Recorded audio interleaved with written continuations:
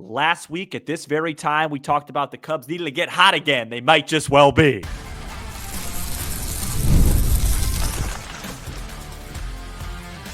You are Locked On Cubs, your daily Chicago Cubs podcast. Part of the Locked On Podcast Network, your team every day. You are Locked On Cubs, part of the Locked On Podcast Network, your team every day. Alongside Sam Olber, I'm Matt Cozy. Sam and I are lifelong fans, taking our passion into a discussion with you on all things Cubs. Today's episode is presented by Monarch Money. Take control of your finances with Monarch Money. Use code LOCKEDONMLB at monarchmoney.com for 50% off your first year. On today's show, Sam recaps his watch along with Justin Steele. Jameson Taillon goes to the IL and some pitcher usage observations from that. Seiya All-Star snub, Boyd All-Star nod. And we start with the Cubs crushing the Cardinals 11-0 on Sunday to take the series. Cubs are now 54-36. Woo! They have won 5 out of their last 6, and they are 4 games ahead of the Brewers for first place in the NL Central, a place they have resided since 80 games ago, way back on April 4th. Sam, it was a fun holiday weekend at Wrigley Field. Feels a little bit better this go around than it did last week. Felt like it was set up for that. It really did. And this team came out and delivered. 5 out of 6 wins. The team chasing you goes 3-3. You gain 2 games. You exhale. You have a little bit of a breathing room as you head into this last 6 of the before the first half. And it was just, you said it. I mean, my initial takeaway was just a festive, fun, celebratory almost weekend at Wrigley Field for this team. And it was capped off. I was at the baseball game Thursday night. I could have brought a newspaper with me. There wasn't a lot of action in that tilt. But Friday, July. I still subscribe to the Tribune on Sundays, by the way. Friday was the type of game that you almost dream about doing this job. Really. I mean, July 4th, of July, Cardinals in town, packed Wrigley House, and the Cubs hit 81 homers. Right. And, it was something special. And then, of course, Saturday, you have a little bit of a blip there with, sometimes your best guy is going to have an off day, and that's what happened. But then what great teams do is they come back Sunday. They dominate this game. We could have done this very show at about, 7:20 Central Time, and it would have been the same show. So just a dominant effort. I know they only won the series 2-1, but boy, there's a clear gap between these two clubs. Clear gap, and Friday was just such an enjoyable game on the 4th. The Cubs are good on Apple TV. They crushed the Brewers. They crushed the Cardinals. You're right. They were competitive against Schoolbowl. Saturday, for the first turn in the rotation without Tyion, right? Not a tremendous plan out of the gate. No. And I'm curious to see what they do this coming weekend. We'll do more on Tyion and pitchers later.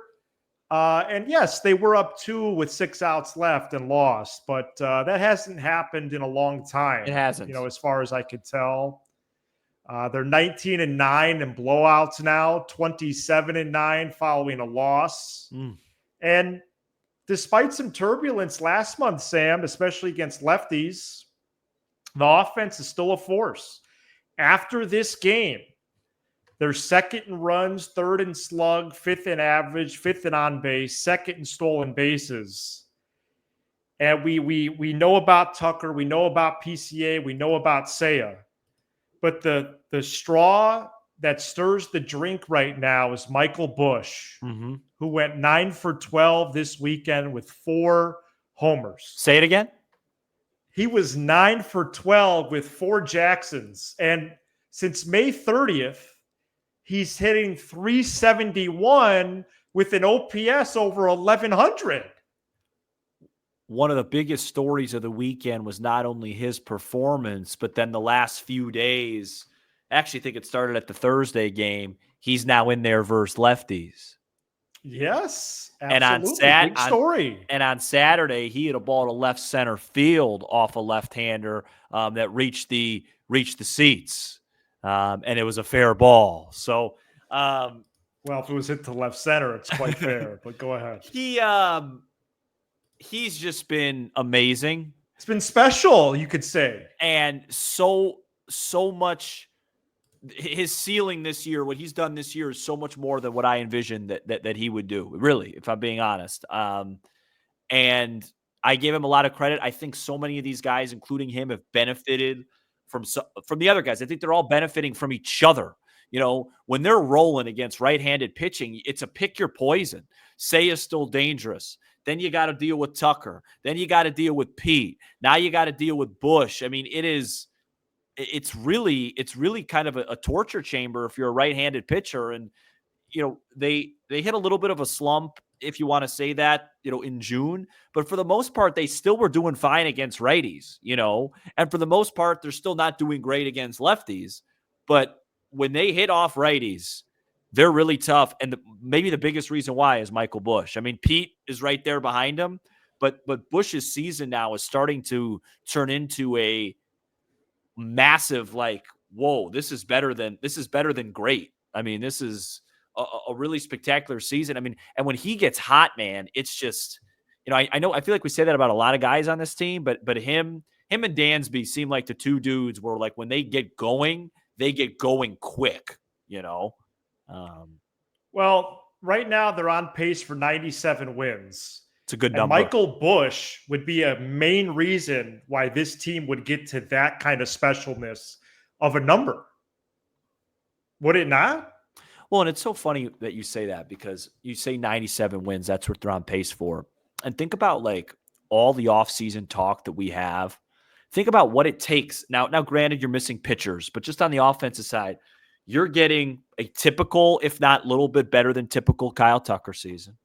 You're getting Seiya's career year, Pete having a year out of nowhere, and Michael Bush having a season that I didn't think he could possibly have.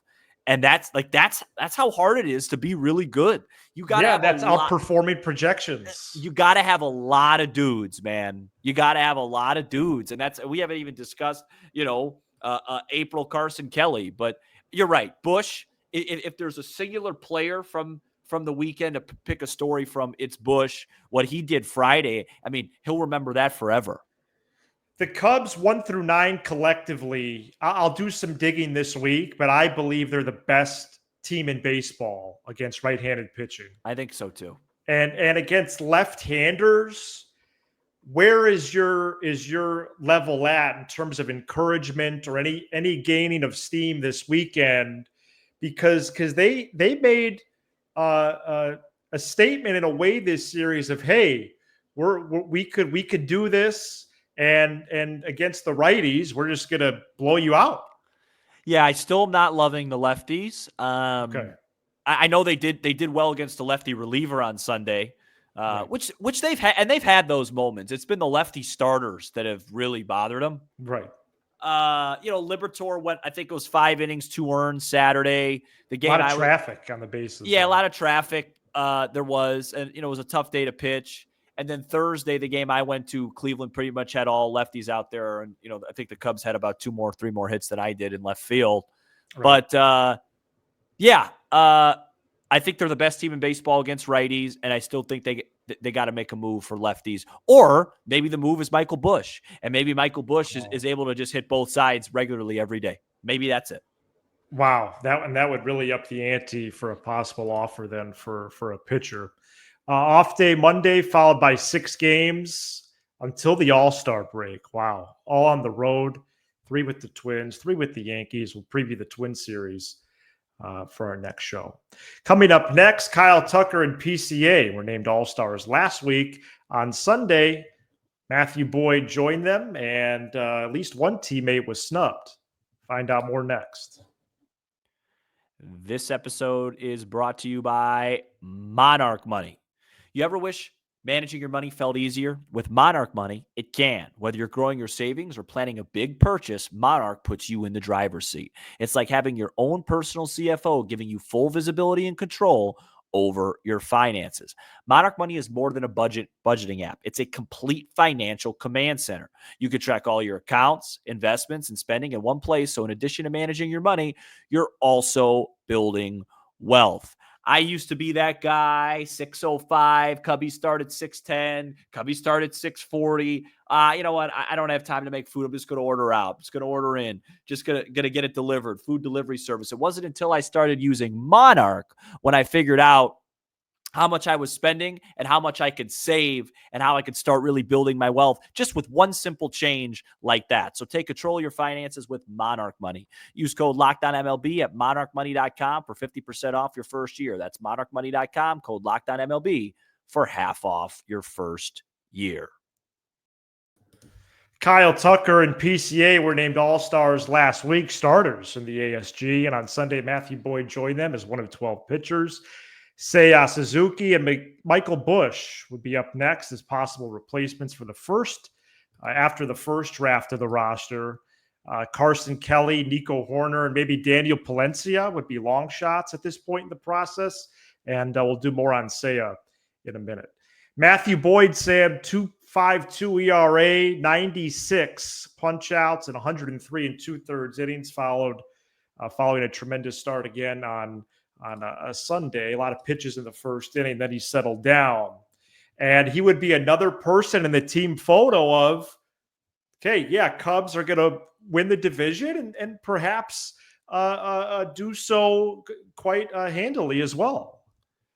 Yeah, I mean, not only is he in the photo, he's not far off the center. He really isn't. I mean, the year that this dude is having. That was at 11:45. Okay. Considering who they've lost. And look, I've said this, I think, a few times on the show. Shota obviously missed a bunch of time. Yeah, and 2 months. And he also, when he's pitched, his numbers have been good, but the peripherals aren't great. They aren't. Boyd has taken this rotation, and he has put it on his back. He has had one not good start. One. We are now past. I don't even remember it. We are now past the second point. It was in Cincinnati. We are now past the second point checkpoint of the season. We are now post July 4th. Okay. Mm-hmm. The next, the next checkpoint is what? Labor Day? Yeah, technically. And this dude has had one bad outing. Right. And he's made every start. Right. I mean, just as important. He has been exceptional. I would love to have him on. He seems like a type of guy I could have a conversation with. Had a conversation with another really good left-hander this weekend. We'll talk about that. Maybe you'll just talk to all the lefties this week. Yeah. Give me Pomerantz. Where's Steelbar? Wicks. But I will Genesis say, Cabrera, pour one out for him. Go ahead. No, but I'm happy he made the All-Star team. He deserves it. It's a great story, and he was really good again on Sunday night. He was great, and his usage, his health, the volume of innings has been a pleasant surprise, and his pitching coach threw out a number on the Cubs flagship radio station over the winter, and he's going to hit that like later this month. What was it? 120. 120 from Tommy Hotovy, the pitching coach of the Cubs. And so when we learned that, he likes to lift weights, but during the watch along, but listen, Boyd has been a tremendous, he's a tremendous asset to this team, a veteran. He clearly guys look up to him, and he's been exciting. Now, here's the bigger news, perhaps. Seiya got snubbed. Yeah. In favor of Kyle Schwarber at the designated hitter position. But that's not the problem. Go ahead. Reserve outfielders Corbin Carroll, shouldn't Kyle be Towers, Fernando Tatis, and James Wood. So, Sam, let's discuss this. How did Schwarber make it over Seiya? We know the players vote. I'll get into that process in a little bit. And the players voted Ohtani 1, Schwarber 2. Schwarber got in. But the player vote combined with the commissioner vote, which typically picks players from teams who have a lone representative is why Seiya got X'd out. I don't have a problem with Schwarber making it. I think Seiya should have gone in as an outfielder / DH. Corbin Carroll should not be an all-star. Great. He's batting .247, and he missed a significant amount of time just now with an injury. Yeah, he just came back Sunday, I believe. And now the Diamondbacks have 3 the Diamondbacks and Cubs have the same amount of all-stars. I didn't realize that. Now that's a joke. And the Diamondbacks are going to be selling at What's the their deadline. record? Yeah, it's not good. That's what it is. No, that's a joke. Tucker, Boyd, PCA, Suarez, Marte, Carroll. Well, and again, the reserves are always picked by the players plus the commissioner's office. But with that being said, the players should be ashamed of themselves, and Rob Manfred should be as well. And Manfred doesn't even like baseball. Arizona's 2 under. When's the last time a team 2 under that has 3 all-stars? Well, we'll get our research department on it, but it's probably last year. When we were kids, not only would the leader and runs batted in make the team, but he'd probably be hitting in the middle of the starting lineup. Yeah, well, to get Seiya to Truist Park, people don't value RBIs anymore, including the Cubs broadcaster. I'll leave no stone unturned. Yeah. Well, let's not. We're having a good time. No, it stinks. I feel bad for him. I don't think he particularly cares, but I feel bad for him because he should be there. He's changed his game. He's made an adjustment. He's been extremely important. He's a phenomenal hitter. And I floated this out last week, and I'm going to say it again. He should do the home run derby. Well, the Sunday Night Baseball broadcast hinted at Seiya not only being named as a replacement this week, but upon eventually making it, entering the home run derby. And you know who else didn't make it? So that's not going to surprise me. Juan Soto didn't make it. Juan Soto didn't make it. He had a ice cold start, but he's been great since. Yeah, he's still like OPSing over 900. Well, why did Matt Olson make it over Bush? Yeah, well, is that the Braves representative? Oh, no, he might be. Yeah, I think Sale got in. Well, and that's the other. Sale got in. He's hurt though. That's the other part of this. Is every team's got to have a rep, and that takes somebody away. Now, Kyle Stowers is having a great year. I like watching him hit. But why did they hit him 5th? The Marlins. That's embarrassing. No, you know what's so funny that you say that? I watched that today, and I was like, wait, why is Stowers not up? I was watching them play. No, it's criminal. Another fine outing for Edward Cabrera. Yeah, I'd pay the price. I am with you. I think Seiya will get in. And you agree that Rob Manfred is tepid on his own sport. You agree with that? I'm sensing in your voice that you do agree with that. Well, tepid's probably a little bit out of my league at this point in the summer. But yeah, I don't, you know what, if I'm being genuinely honest, Matthew, I don't really understand how the voting goes. I understand what you're saying, but Manfred being there, he's not actually, somebody that works for him is probably taking care of this. Do you think Palencia could make it as a long shot reliever? I don't. All right, so 3 all-stars for the Cubs. I mean, if you want me to be honest, I don't. Well, do you want to come over for the all-star game? Yeah, I'd love to. I think just because Palencia started really getting going like in May, I know. Nico, I was setting you up for that one. Nico continues to hit behind Swanson. Got a lot of mosquito bites. I was from the pool. And he has a case too, Nico. I mean, that guy, he does. He just hits with runners in scoring position. He has a briefcase, but yeah, I value that. Absolutely. Man, can he field? No, elite levels. Coming up next, who doesn't have a case is a lot of these Cleveland hitters from this week. Goodness gracious, that was really something to watch. Man, not in a good way. Not a good offensive club. And Emmanuel Clase was dropped by Bob Nightingale Sunday as a potential trade target. Wow. Coming up next, Jameson Taillon strains his calf. We review Sam's watch along with Justin Steele and more. Stay tuned. Jameson Taillon strained his calf running after a bullpen session on Friday. And on Saturday, he was placed on the IL. Jordan Wicks was called up. Chris Flexen is going to get stretched out, but likely out of the bullpen following an opener, which is what the Cubs did Saturday. Drew Pomerantz was the opener against the Cardinals. Wicks could also be an opener, but he could also be stretched out for 1 to 2 times through the order like Flexen. And the timing on this, Sam, is okay because there's only one more start in Tyon's place until the break. And then here's a big key.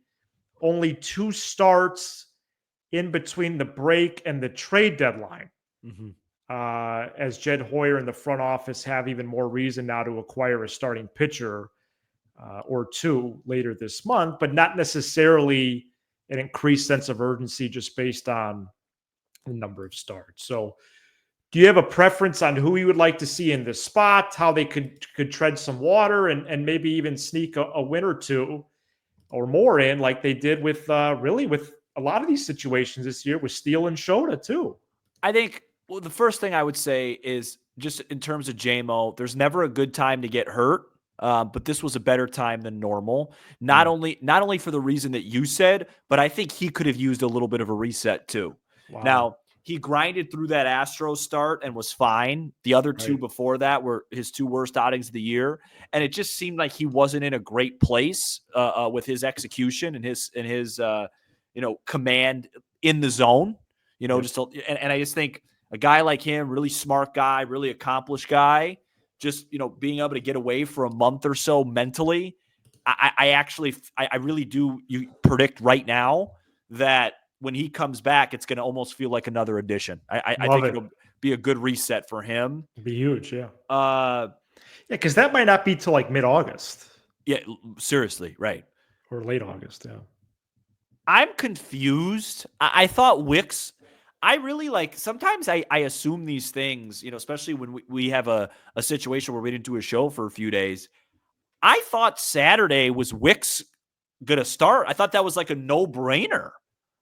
And or at least follow Flexen or something. And then I saw Pomerantz open, and then, Steele made the good point, because then I was like, well, Wicks will be the bulk guy, and Steele was kind of like, I don't know about that, right? Because it usually would go Pomerantz. Usually don't go same side, and he was right. Flexen ended up coming in, and then Wicks threw today like in an 11-run game. He's in the Hodge position of just, so I don't know. I mean, I thought it was a good opportunity to get Wicks a look, but we'll see. So what is his next start? Is it's New York, right? It's got to be that first. Yeah, it's Friday or Saturday against the Yankees. Yeah.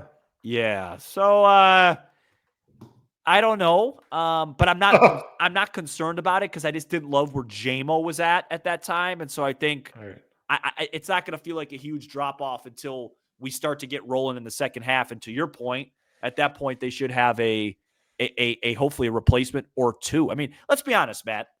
If this deadline goes the way I think we think it may, this rotation will be Boyd, Shota, player X, player Y, JMO, heading into the postseason, hopefully. And then maybe Cade is kind of a mix guy or a long out of I don't know. Maybe Cade's earned the right to stay. I don't know. But if they add 2 guys, it solves a lot of problems. If they just add 1, obviously Cade stays and, then JMO comes back, whatever. I'm getting ahead of myself. No, but I like the process that you're going through, and I'm trying to do some math here. They do. So, there's 6 games this week, so they would, Friday or Saturday need to fill a spot. They could maybe play around with Boyd with the off day. Yeah, I mean, Boyd will throw in New York. Right, for sure, yeah. Boyd might throw Sunday, And then, which would probably make him. He'll probably get replaced for the All-Star game. Would they go Flexen Friday, Boyd Saturday, Imanaga Sunday? With Imanaga throwing, when is Imanaga? Oh, I see what you're saying. Okay. Would they do that? Who's due to throw Tuesday? Imanaga. Yeah, I don't think they would do that. Really? They're not going to pitch him twice before the break? I don't know. I think they want to be careful with him. Well, who's going to pitch Sunday then? It's like a who's on first skit. You're right. I don't know. I just think it might be a weird week with the starters. Okay. Well, then get Adrian Hauser then overpay with the Sox or something. I don't think I want to see Shota pitch at Yankee Stadium Sunday. So you just want to punt the last game of the first half? Are you kidding me? I don't want to punt it. I just think I don't want to rush him. He's coming off an injury. So then who's going to pitch? Who's going to start Saturday or Sunday then? I don't know. I didn't think it through. What happened to you? You want to punt on the last game of the year? Well, it's not the last game of the year. I don't want to punt it. I just think I don't want to see Shota. You're already looking to the Red Sox series. I don't want to see Shota on short rest. Maybe they do a bullpen game because they have so much time off. How many bullpen games are they going to do this week? They should just do the one. Okay. Well, maybe Flexen doesn't have to be a bullpen game. He can go 5. I could see, but you know what? I could see Imanaga starting the second half against the Red Sox, Friday 1:20 there. Yeah, depending on the weather. Okay, well. All right. Speaking of pitchers, Sam did a watch along Saturday. First of all, what number watch along was this? Because you're doing I believe we literally did one in 2023. And it was actually funny enough, the first half finale against the Yankees. Yan Gomes had that big hit. Yeah, Cubs won that game. I think maybe we did one more. Yeah, we did that together. Right. Did we do one more after that? Or was it just one the whole year? I don't remember. And then last year you did about 5, right? Something like that, yeah. And now this year it's 7 I've done, yeah. Somewhat regular. I've done 7 of them so far. And Justin Steele joined you. What insight can you give us on how that went? It was a great listen, and quite frankly, it was very fun to see your guys' rapport. It was great. It was awesome to do it. I really thought he really stood out. That was my takeaway. Like if I were listening to myself and him, like his ability, like, you know, we didn't plan anything out at all. He popped on, and his ability because that's when you actually think about it, when you zoom out for a second, it's not the easiest thing in the world for him because he wants to be entertaining. He's going to be informative, but I'm going to be myself too. This is our show, and I'm not going to change who I am for a guest or why have them on, right? And so, you know, I do my thing where I get angry, certain things, and he's got to be careful because, you know, these are his teammates, and like he handled it perfectly. Like he laughed, he was fun, but he also, you know, gave some really good points in defense of certain things. And I thought he killed it. I texted him after the watch long and said, man, when you're done playing, you know, you got a future in podcasting and doing this stuff. That's a good call if you want it. Cause that's not easy to do. I mean, think about all the things going on. We're getting synced up. We're trying to figure out marquee. Are we on point? And he's going off me. We're having conversations. People are, you know, and I thought he crushed it, and it went really well. And, you know, he's welcome back anytime. Love it, Sam. Well, I'm glad you guys did that. And I look forward to your next one. Monday off day, and then we'll be back. Sam will be back after Cubs Twins Tuesday, and then we'll do all 5 shows this week into the All-Star break. This is Locked On Cubs, part of the Locked On Podcast Network, your team every day. For your second listen, check out the all-new Locked On MLB Game Night. Every game, every night, all season long. Get local analysis on a national scale. Find MLB Game Night on the Locked On MLB channel on YouTube or wherever you listen to podcasts. He's Sam Olber. I'm Matt Cozy. This is Locked On Cubs.